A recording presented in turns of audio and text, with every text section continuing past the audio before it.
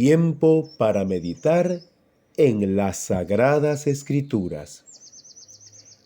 Seguir al Señor Jesús exige vencer las tentaciones para vivir en el poder de Dios.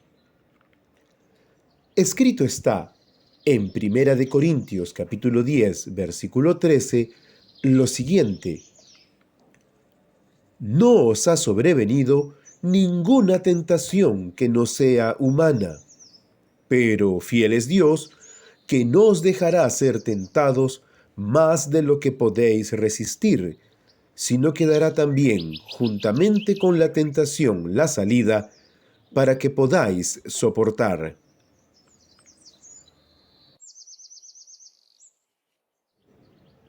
Analicemos este pasaje de la Escritura mediante las siguientes preguntas. ¿Quién escribe? Pablo, llamado a ser apóstol de Jesucristo por la voluntad de Dios, y el hermano Sóstenes, como está escrito en 1 Corintios capítulo 1, versículo 1. ¿A quiénes escribe? A la iglesia de Dios que está en Corinto, a los santificados en Cristo Jesús, llamados a ser santos, como escrito está en 1 Corintios capítulo 1, versículo 2. ¿Qué escribe?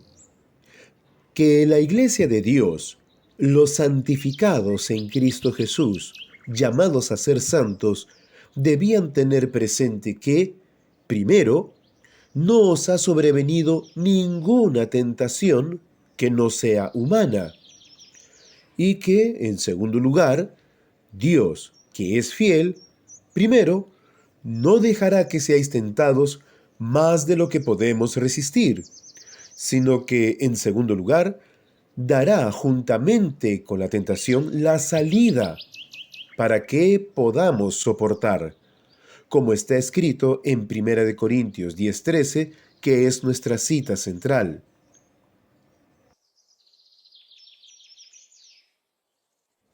¿Cómo escribe? Como un doble principio explícito, una única puerta explícita y una gran meta implícita.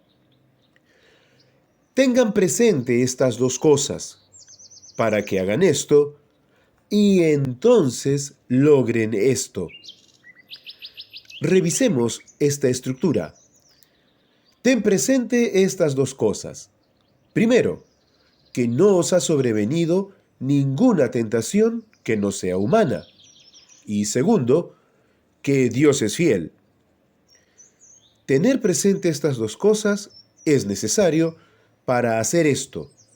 Como Dios no nos dejará que seamos tentados más allá de nuestros límites y encima nos da la salida, entonces lo que toca hacer es soportar.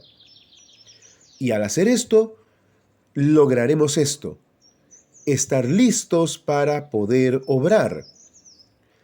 Esto lo encontramos en nuestra cita central, que es 1 Corintios 10:13. Y esto es muy importante. Al tener presente estas dos cosas, el hecho de que no nos ha sobrevenido ninguna tentación que no sea humana y que Dios es fiel, entonces podemos soportar sabiendo que Él no nos dejará ser tentados más allá de nuestros límites, porque además de eso, encima nos da la salida. Pero esto nos lo da para que podamos soportar y entonces estemos listos para obrar, tal y como sucedió con nuestro Señor Jesucristo, quien luego de haber vencido cada una de las tentaciones que padeció, estuvo listo para obrar el ministerio que le había sido encomendado por parte de Dios Padre. Y esto lo encontramos en Lucas capítulo 4, versículos 13 al 15.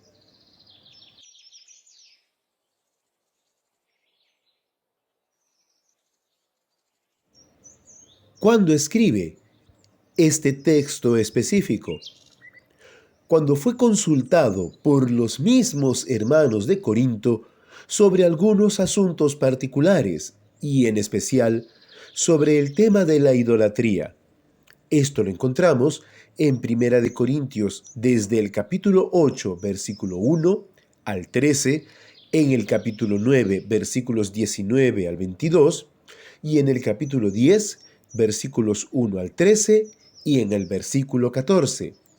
Porque la cita central de Primera de Corintios 13 que estamos estudiando y analizando está dentro del contexto de la idolatría que el apóstol Pablo les está respondiendo ampliamente y explicando detalladamente a los hermanos de Corinto.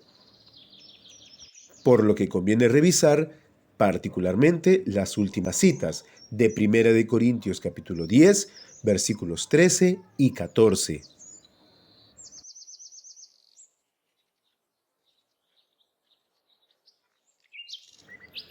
¿Hacia dónde escribe? Hacia Corinto, pues recuerda que allí estaban los hermanos santificados en Cristo Jesús, llamados a ser santos, tal como lo encontramos en Primera de Corintios capítulo 1, versículo 2. Pero cuidado, recuerda que Corinto, para su tiempo, era una ciudad moderna y perversa. También es necesario tener presente que muchos hermanos de Corinto eran carnales, es decir, seguían viviendo como incrédulos, como gente de Corinto, y que en el contexto del pasaje, como parte de esa carnalidad que los caracterizaba, el objeto central de su tentación era justamente su idolatría. Esto lo encontramos en pasajes como Hechos capítulos 18, versículos 1 al 11, en donde recordamos el momento en que Pablo llega, enviado por el Señor, a predicar la palabra de Dios en Corinto, así como en Primera de Corintios capítulo 6, versículos 9 al 11, en Primera de Corintios capítulo 3, versículo 1 al 3, y en Primera de Corintios 10, particularmente en los versículos 13 y 14. Y recuerda, esta carta también se da en el periodo de la Iglesia, por lo cual el contenido doctrinal también es para nosotros directamente. Y esto lo encontramos en 1 de Corintios capítulo 1 versículo 2, así como en el capítulo 15 en el versículo 58.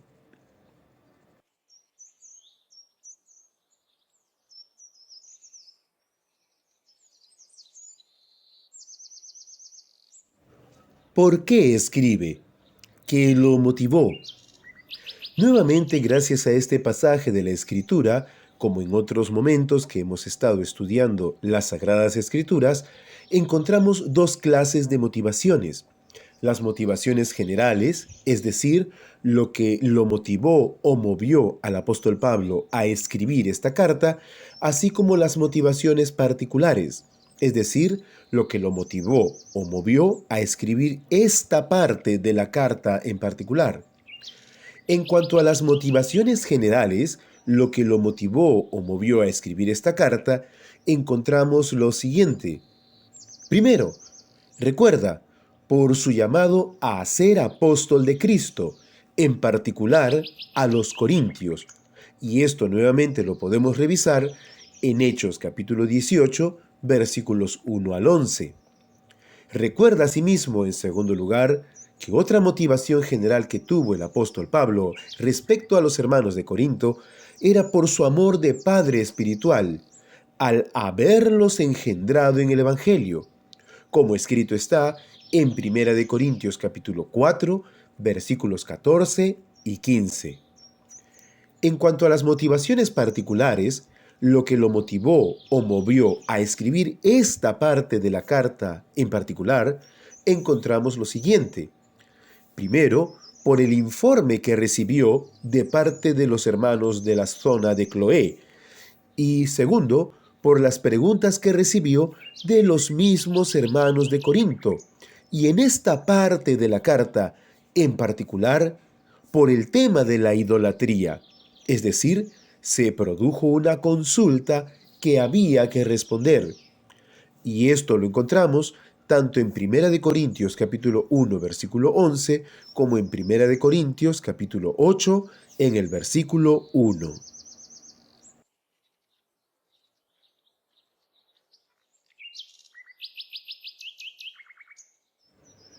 ¿Para qué escribe? ¿Qué quería lograr?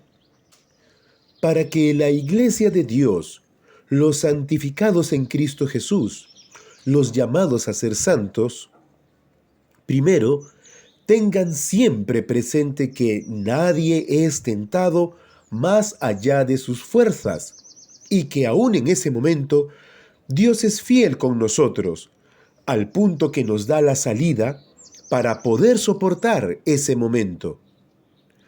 Y segundo, para que los hermanos puedan soportar el momento de la tentación, lo que implica vencerla, para que estén listos para obrar tal como nuestro Señor y Salvador Jesucristo.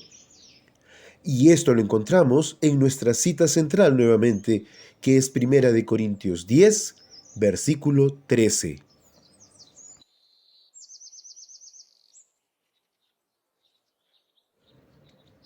Oremos. Gracias, bendito Padre Celestial, porque como dice la Escritura, tú eres fiel, aun cuando soy tentado, y porque no permites que lo sea más allá de lo que humanamente puedo soportar. Gracias por el ejemplo de tu amado Hijo, mi Señor y mi Salvador Jesucristo, quien me enseñó que la salida no es otra cosa que el conjunto de todas las verdades escritas en tu palabra, y que, acudiendo a ellas, puedo soportar la tentación, por lo que el tentador ya nada puede hacer, y así puedo salir victorioso de ella para poder servirte. Señor Jesús, por ti soportaré toda tentación. Seguiré tu santo ejemplo y cuando sea tentado, acudiré siempre a las sagradas escrituras para saber cómo responder a cada cosa que se presente en mi vida. Y así como tú eres fiel y verdadero, así procuraré siempre ser hallado delante de ti, fiel solo a ti y apoyado en tu verdad, que es tu palabra, desechando cualquier cosa que en mi vida pretenda cual ídolo tomar tu lugar. Gracias, Padre Santo, por tu Espíritu, quien, morando en mí, me guía y recuerda tus santas promesas siempre, a las cuales acudiré todos los días de mi vida para vivir aprobado ante ti, mi Dios, y lo haré en el poder de tu fuerza, en el nombre de tu amado Hijo, mi Señor y mi Salvador Jesucristo. Amén.